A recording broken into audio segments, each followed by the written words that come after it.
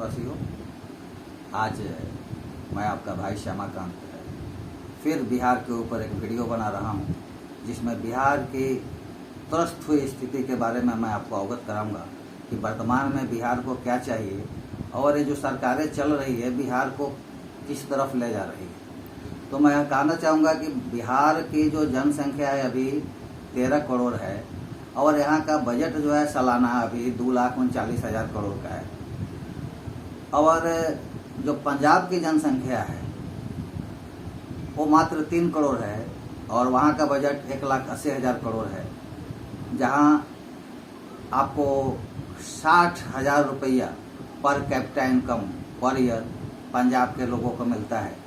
वहीं दिल्ली का जो जनसंख्या 2 करोड़ है, वहाँ की बजट 60,000 करोड़ है और 30,000 रुपया सालाना एक आदमी को मिलता है। अगर हम बिहार के बजट से तुलना करें तो इस बिहार के 2,40,000 करोड़ बजट में यहाँ के जो अधिकारी हैं और जो ये जनप्रतिनिधि हैं उसमें से 40% कमीशन के तौर पर खा जाते हैं, जो 96,000 करोड़ रुपया होता है। ये सरकार कहती है कि मेरे पास पैसा नहीं है, लेकिन इसका 96,000 करोड़ रुपया 96,000 करोड़ रुपया भ्रष्टाचार की भेंट चढ़ जाता है और इसमें इसके अधिकारी से लेकर के मंत्री से लेकर के संतरी तक सभी इन्वॉल्व होते हैं। तो मैं इस बिहार के लोगों से कहना चाहूँगा कि जब तक आप लोग अपनी मांगे के लिए सड़क पर नहीं उतरेंगे और इस सरकार को इस प्रकार का इस पर दबाव नहीं डालेंगे, तब तक ये आपके लिए कार्य कभी नहीं करेगी। ये सरकार सिर्फ एक काम करती है, ये हिंदुओं को विभिन्न जातियों में बांट करके हिंदू धर्म को कमजोर करती है। ये जहाँ जातीय जनगणना कराना चाहिए कि हिंदू 80% हैं, सुन्नी 7% है, शिया 5% है, अहमदिया 2% है, देवबंद 3% है, बरेलवी 1% है, बहावी एवं अन्य 2% है। इसकी जनगणना होनी चाहिए। साथ में जनगणना होनी चाहिए शिया, सुन्नी, अलवी, अहमदिया, बरेलवी, देवबंद और सैयद, मेहतर, अंसारी, ऐसे लोगों का जो मुस्लिम समुदाय के लोग हैं। लेकिन ये सरकार ये पिछड़ा वर्ग को इसने अति पिछड़ा में विभक्त कर दिया और जो दलित वर्ग के लोग थे उसको महादलितों में तोड़ दिया। एक समय आएगा कि यही सरकार फिर अति पिछड़ा को महाअति पिछड़ा करेगी और जो दलित हैं, महादलित हैं, उनको अति महादलित में बदल देगी। इनका सिर्फ एक ही स्टंट रह गया है कि इनको जातियों में बांटो, धर्मों में बांटो और इनसे एक मुश्त वोट लो। इस सरकार की जो पॉलिसी है ये बिहार को भी द केरला स्टोरी के तर्ज पर द बिहार स्टोरी बनाने की तरफ जा रही है। यहाँ पर बागेश्वर धाम सरकार को कथावाचक करने से रोका जाता है, लेकिन ये गांधी मैदान में गोल गोल टोपी लगा करके जब इफ्तार पार्टी होती है तो वहाँ डंका बजाया जाता है। वहाँ डंके की चोट पर वहाँ के जो लोग होते हैं वो ऐसे लोगों का नाम लेते हैं जो क्रिमिनल्स हैं, जो लोगों का शोषण करते हैं, जो दुराचारी हैं। उदाहरण के तौर पर मैं बता रहा हूँ कि यहाँ के एक मंत्री जो यूपी में जिस अतीक अहमद की हत्या कर दी गई, उसके दोनों भाइयों की हत्या कर दी गई, तो उसके लिए ये लोग जी शब्द का प्रयोग करते हैं। अतीक जी, लादेन जी, फलाना जी। तो ऐसा लगता है कि ये जितने आतंकवादी ग्रुप हैं ये एक्टिव तौर पर ये जो कुछ नेता हैं जो उसके सपोर्टर हो गए हैं।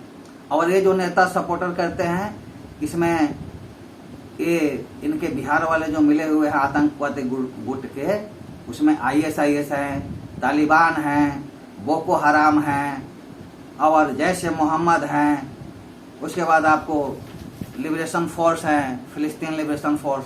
तो इस प्रकार के जो आतंकवादी संगठन हैं उसको प्रश्रय दे रही है।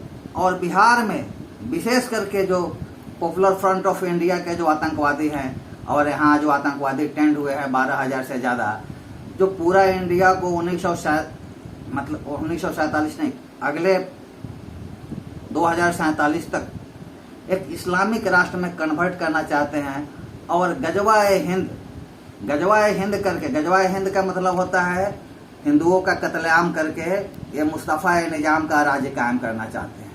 और ये कौन लोग हैं भाइयों? ये आपको सोचना पड़ेगा कि ये वही लोग हैं जो सिर्फ सत्ता के लिए, सत्ता के लोलुप हैं। जैसे बंगाल की ममता बनर्जी, बिहार के जो सत्ताधारी हैं गोल गोल टोपी लगा करके चारों तरफ घूम रहे हैं, इवन यहाँ तक कि अपने को खुद प्रधानमंत्री स्वेच्छा से स्वीकार करते हैं कि हम प्रधानमंत्री हो गए। तो मैं यह कहना चाहूँगा बिहार वासियों से हाथ जोड़ करके कि आप लोग अपनी मांगों के लिए, अपने हकों के लिए आएँ और इस सरकार को बोले कि हमको नौकरी चाहिए, रोजगार चाहिए। तो नौकरी कितना चाहिए? इस सरकार ने कहा था कि हम 10 लाख लोगों को नौकरियां देंगे पहली बैठक में, पहली कलम से, लेकिन उन्होंने आज तक नहीं किया। इसी सरकार ने कहा कि हम बेरोजगारों को, जो बेरोजगार हैं वो बाहर से लौटते हैं तो उनके लिए रोजगार की व्यवस्था करेंगे। लेकिन जिन लोगों ने रोजगार की व्यवस्था के लिए लड़ाई लड़ी, मनीष कश्यप ने रोजगार की व्यवस्था के ऊपर सवाल उठाया तो उसके आज एनएसए लगा दिया गया है उसके ऊपर। अरे भाई, एनएसए किसके ऊपर लगता है? एनएसए लगता है उस आतंकवादी संगठन के ऊपर, एनएसए लगता है बोको हरामियों के ऊपर, एनएसए लगता है तालिबान के ऊपर, एनएसए लगता है जो आईएसआईएस संपर्क है उसके ऊपर, एनएसए लगता है जो बम विरोधी, बम वाले हैं और बम विस्फोट करते हैं जगह जगह, जो हथियार लेकर के और जा करके क्राइम करते हैं, उसके ऊपर एनएसए लगना चाहिए। ना कि गरीबों की आवाज़ उठाने वाले पर, जो दबे कुचले लोग हैं उसकी आवाज़ उठाने पर। अगर ये आवाज़ उठती है तो आप एनएसए लगा देते हो।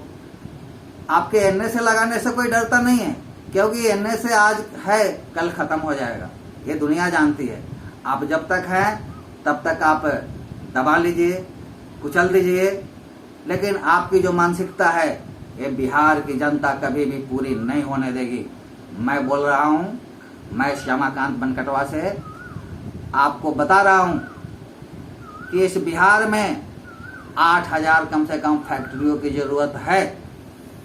हमारे पास वैसी मिट्टी है, वैसी ज़मीन है, वैसे पानी अवेलेबल है, वैसे संसाधन अवेलेबल है, जहाँ पर हम बिहार वासियों को हम इजराइल और दुबई के रास्ते पर पहुंचा सकते हैं, यहाँ तक कि सिंगापुर बना सकते हैं। और आपको पता होना चाहिए कि एक सिंगापुर में रहने वाले का जो जीवन यापन है, एक दुबई में रहने वाले का जो जीवन यापन है, एक जो इजराइल में रहने वाले का जीवन यापन है, वो हमसे कम 50 गुना बेहतर है। तो मैं दोस्तों आपके ऊपर फेंकता हूँ कि आपका क्या विचारधारा है इस संबंध में।